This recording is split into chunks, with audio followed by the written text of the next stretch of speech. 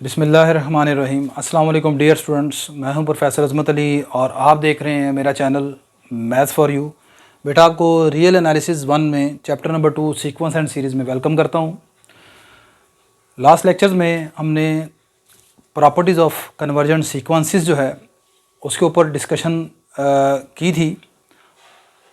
Properties of convergent sequences में आज के लेक्चर में हम एक बहुत ही important theorem that is sandwich theorem या फिर स्क्वीज़ थ्योरम जो है इसके ऊपर डिस्कशन करेंगे। आपके फाइनल एग्ज़ाम के हवाले से ये थ्योरम बहुत इंपॉर्टेंट है। स्क्वीज़ थ्योरम की स्टेटमेंट क्या है इसको देख लेते हैं। मैंने लिखा है कि अगर ए एन, बी एन और सी एन तीन सीक्वेंसेस हैं सच डैट के इन तीनों सीक्वेंसेस के दरमियान जो रिलेशन है वो ये है कि ए एन सबसे स्मॉलर है और सी एन सबसे ग्रेटर है, यानी कि a n less than equal है बी एन से और b n less than equal है सी एन से। इन तीनों सीक्वेंसेस की टर्म्स के दरमियान ये रिलेशन है कि इनकी मुख्तलिफ वैल्यूज़ के लिए सबसे छोटा जो सीक्वेंस है वो ए एन है, फिर उससे बड़ा बी एन है, फिर उससे बड़ा सी एन है। आप और दूसरी बात अगली ये गिवन है कि ये जो साइडों वाले दो सीक्वेंसेस हैं यानी ए एन और सी एन, अगर इन दोनों की लिमिट जो है वो एल के बराबर है, ए एन की लिमिट भी रियल नंबर एल के बराबर है और सी एन जो है उसकी लिमिट भी एल के बराबर है, तो स्क्वीज़ थ्योरम ये कहता है कि जो दरमियान वाला सीक्वेंस आपका होगा बी एन, उसकी लिमिट भी एल के ही इक्वल होगी। ये हमने प्रूफ करना है। तो आज के लेक्चर में इस थ्योरम का हम प्रूफ भी देखेंगे, फिर इससे रिलेटेड मैं आपको एग्जांपल भी करवाऊंगा। ठीक है, इस चीज़ की अगर आपको नहीं समझ आई कि a n less than equal b n और b n less than equal c n, तो वो देखें। मिसाल के तौर पर मैं कहता हूँ कि ए एन जो सीक्वेंस है वो मेरे पास एन के बराबर है, बी एन सीक्वेंस जो है वो एन स्क्वायर है और सी एन जो है वो एन का क्यूब है। तो आप जानते हैं कि यहाँ पर एन जो है वो एन स्क्वायर से स्मॉलर होता है और एन स्क्वायर एन क्यूब से स्मॉलर होता है। हाँ, ये तीनों बराबर हो सकते हैं अगर आप एन की वैल्यू 1 पुट कर लें। ठीक है, दरमियान वाला सीक्वेंस एन स्क्वायर है, सबसे छोटा सीक्वेंस एन है और सबसे बड़ा सीक्वेंस जो है वो एन क्यूब है। ठीक है, एन की वैल्यू 1 के लिए ये तीनों बराबर हैं, बाकी आप एन की कोई दूसरी वैल्यू पुट करें तो यही रिलेशन उनमें रहेगा। सबसे बड़ा सीक्वेंस एन क्यूब, दरमियान वाला एन स्क्वायर और फिर सबसे छोटा एन है। स्क्वीज़ थ्योरम के मुताबिक अगर आपको इन दोनों की लिमिट मालूम है तो दरमियान वाले की लिमिट वही होगी जो इन दोनों की है। तो आप जानते हैं कि एन की जगह इन्फिनिटी अप्रोच करवाने से लेफ़्ट और राइट दोनों इन्फिनिटी को अप्रोच करेंगे, तो लिहाजा जो दरमियान वाला है एन स्क्वायर उसकी लिमिट भी इन्फिनिटी ही होगी। और अगर आप डायरेक्ट भी यहाँ पर लिमिट अप्लाई करके देख लें एन स्क्वायर की जगह एन अप्रोचेस टू इन्फिनिटी, तो तब भी आंसर इन्फिनिटी को ही अप्रोच करेगा। तो स्क्वीज़ थ्योरम एक्चुअली बहुत हेल्पफुल होता है। सम टाइम अगर आप किसी सीक्वेंस की डायरेक्ट लिमिट मालूम नहीं कर सकते तो हम दो ऐसे सीक्वेंसेस तलाश कर लेते हैं जिनमें से एक सीक्वेंस हमारे सीक्वेंस से बड़ा है और एक सीक्वेंस हमारे सीक्वेंस से छोटा है और दोनों की लिमिट हमें मालूम हो, तो फिर दरमियान वाले की लिमिट यानी हमारा जो सीक्वेंस है उसकी लिमिट वही होगी जो लेफ़्ट और राइट वाले की लिमिट है। अच्छा, यहाँ पर मैं कन्वर्जेंट सीक्वेंस की डेफिनेशन को इस्तेमाल करूँगा। तो कन्वर्जेंट सीक्वेंस की डेफिनेशन को एक मरतबा रिवाइज कर लेते हैं। अगर हमारे पास एक सीक्वेंस ए एन है और उसकी लिमिट एल है, तो मैं कहूँगा कि एक सीक्वेंस ए एन को कन्वर्जेंट सीक्वेंस कहेंगे अगर ए एन माइनस एल का जो डिफरेंस है वो एक पॉजिटिव रियल नंबर एप्सिलॉन से छोटा हो। ठीक है, for given positive real number epsilon. कब? जब आपका एन जो है वो एन नोट से बड़ा है और एन नोट क्या है? पॉजिटिव इंटीजर है। ये डेफिनेशन है कन्वर्जेंट सीक्वेंस की। ठीक है, तो इस डेफिनेशन को ही हमने यहाँ पर इस्तेमाल करना है। तो कैसे स्टार्ट करेंगे देखें। आसान सा थ्योरम है, थ्योरम मुश्किल नहीं है। As it is given that, ये चीज़ गिवन है, as it is given that कि आपका ए एन और सी एन जो है दोनों कन्वर्जेंट सीक्वेंस है। कहाँ लिखा है कन्वर्जेंट सीक्वेंस है? ये जो लिखा है कि limit n approaches to infinity a n बराबर है एल के, और इसी तरह लिखा है limit n approaches to infinity c n बराबर है एल के। ये शो करता है कि ए एन जो है वो ए एन और सी एन कन्वर्जेंट सीक्वेंस है। ठीक है, अगर सीक्वेंस किसी रियल नंबर एल को कन्वर्ज कर रहा हो तो हम उसको ऐसे लिमिट की फॉर्म में ऐसे लिख लेते हैं, और अगर लिमिट की फॉर्म में लिखा हो तो उसका मतलब है कि वो एल को कन्वर्ज कर रहा है। As it is given that a n and c n are convergent sequence, so convergent sequences हैं ये। So for positive real number epsilon, किसी पॉजिटिव रियल नंबर एप्सिलॉन के लिए देयर एग्जिस्ट इंटीजर्स आपको इंटीजर्स n1 और n2 मिलेंगे, positive integer n1 और n2 मिलेंगे सच डैट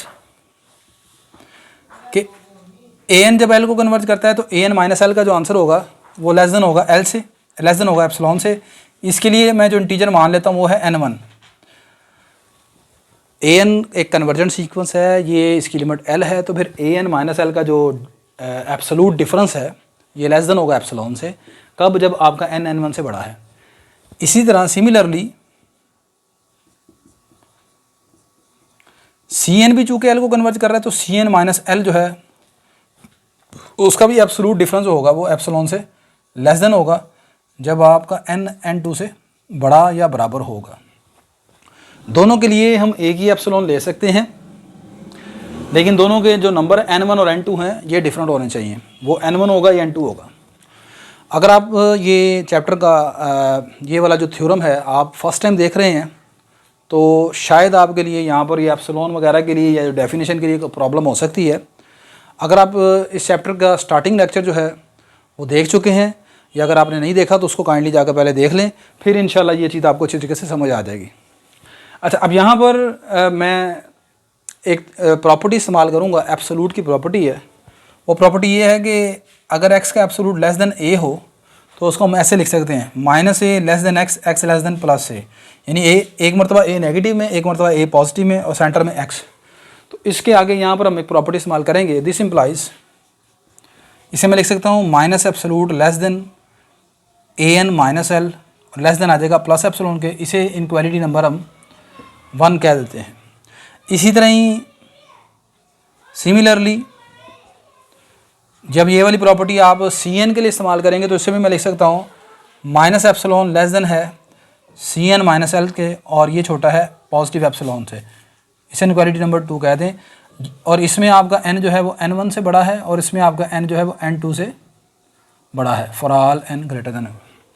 अच्छा, अब जब यहाँ पर मैं अपने प्रीवियस लेक्चर में भी बता चुका हूँ, जब भी आपके पास ऐसा हो कि दो इनक्वालिटीज़ आ जाएँ जिनमें एप्सिलॉन आपको नज़र आ रहा है, जैसे यहाँ पर भी और यहाँ पर भी, अब दोनों इनक्वालिटीज़ में एप्सिलॉन तो नज़र आ रहा है लेकिन दोनों इनक्वालिटीज़ में आपका जो n1 है और n2 ये दो पॉजिटिव इंटीजर भी नज़र आ रहे हैं।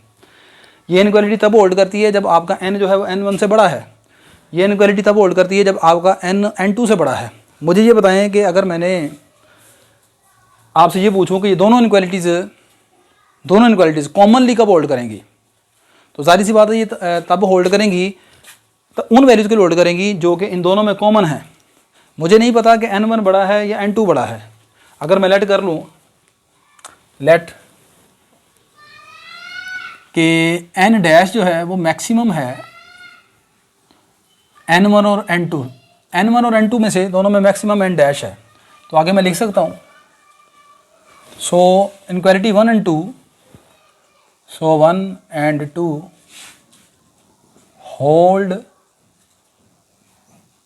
For n dash. तो लिहाजा ये दोनों इनक्वालिटी जो हैं वो n डैश के लिए होल्ड करेंगे। क्यों?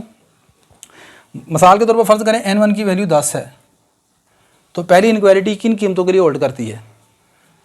उन तमाम नंबर के लिए जो 10 या 10 से बड़े हैं। दूसरी इनक्वालिटी में फ़र्ज़ करें n2 की वैल्यू 12 है, तो दूसरी इनक्वालिटी किसके लिए होल्ड करती है? उन नंबरों के लिए जो 12 या 12 से बड़े हैं। तो दोनों में कॉमन नंबर कौन से हैं? ज़ाहिर सी बात है दोनों में कॉमन नंबर वो हैं जो 12 या 12 से आगे चलते हैं।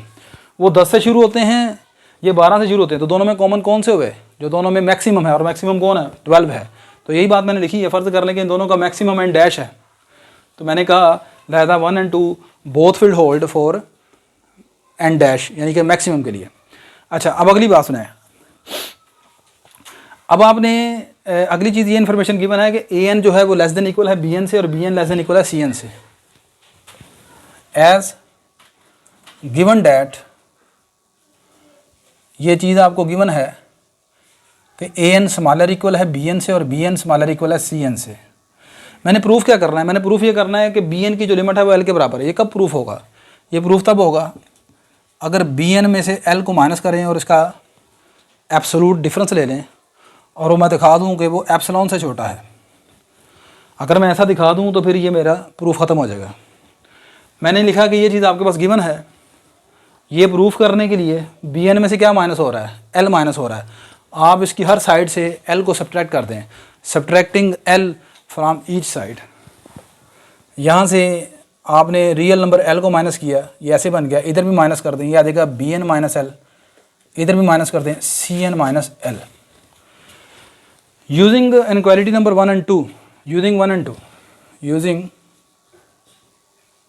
1 and 2, इनक्वालिटी 1 और 2 को इस्तेमाल करें। अब 1 और 2 को इनक्वालिटी क्या है,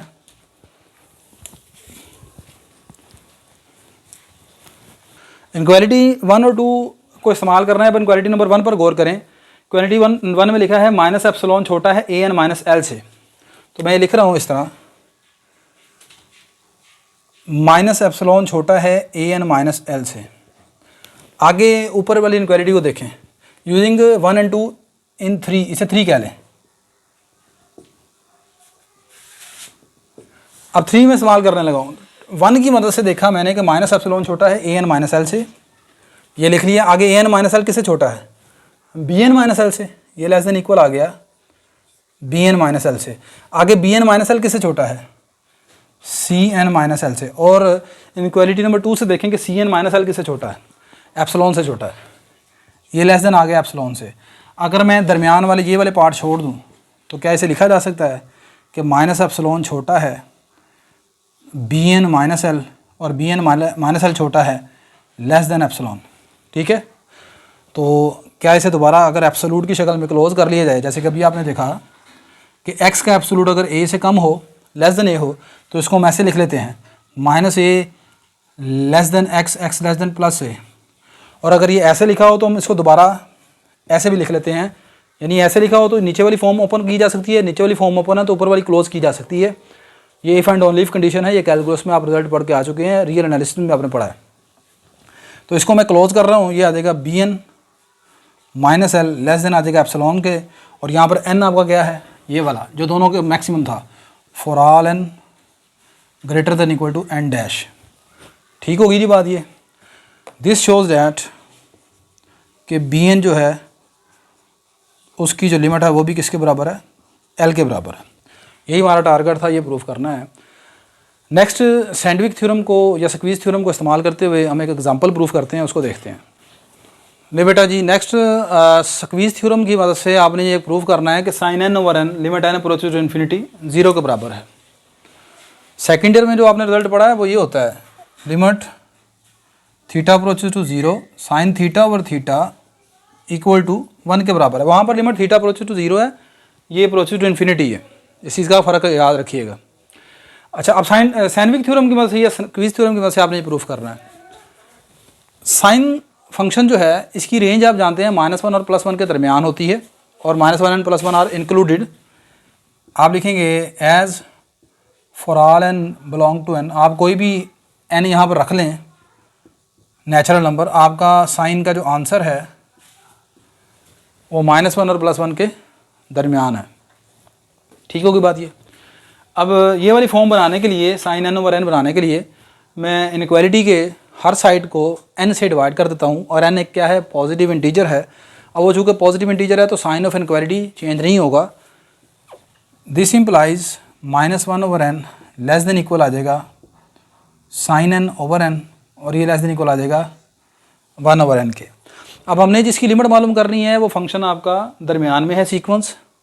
स्क्वीज थ्योरम ये कहता है कि अगर इसके लेफ़्ट वाले पर और राइट वाले की लिमिट निकाली जाए, और अगर वो दोनों लिमिट सेम हो तो वही लिमिट दरमियान वाले की होगी।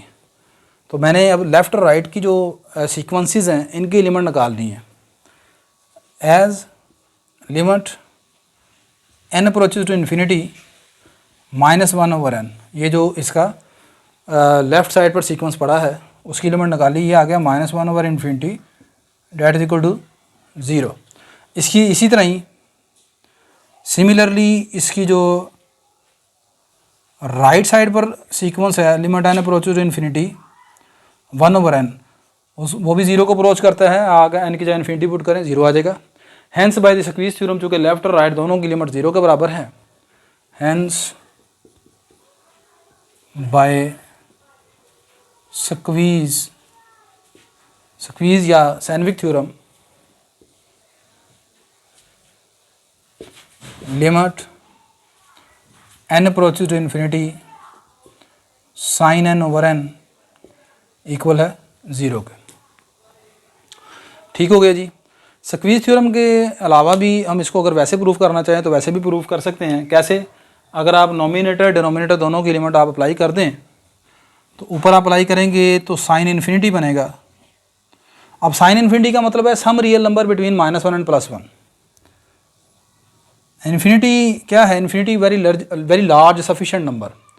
तो साइन का जब भी आंसर आप निकालेंगे उस वेरी लार्ज सफिशिएंट नंबर के ऊपर तो क्या आएगा? Some real number between -1 and +1। अब जब कोई भी रियल नंबर वो आ जाएगा -1 और +1 के दरमियान। अब जब उस रियल नंबर को आप n यानी इन्फिनिटी, दोबारा नीचे भी क्या इन्फिनिटी पर डिवाइड करेंगे तो आंसर क्या बनेगा? 0 आ जाएगा। क्योंकि सम रियल नंबर जो उन सभी नंबर होगा, मिसाल के तौर पर 0.5 है, मिसाल के तौर पर उसको इन्फिनिटी पर डिवाइड करेंगे आंसर तब भी क्या आएगा? 0 आएगा। ठीक है। चूँकि लेकिन यहाँ पर उसने स्क्वीज थ्योरम से कहा था, हमने स्क्वीज थ्योरम से किया। आई होप कि आज का लेक्चर आपको बेटा अच्छी तरह समझ आ गया होगा। इंशाल्लाह नेक्स्ट लेक्चर में आपसे दोबारा मुलाकात होती है। मेरी ये वीडियो अगर आपके लिए हेल्पफुल है तो मेरी इस वीडियो को आप लाइक करें, शेयर करें, मेरे चैनल को सब्सक्राइब करें। अल्लाह हाफिज़।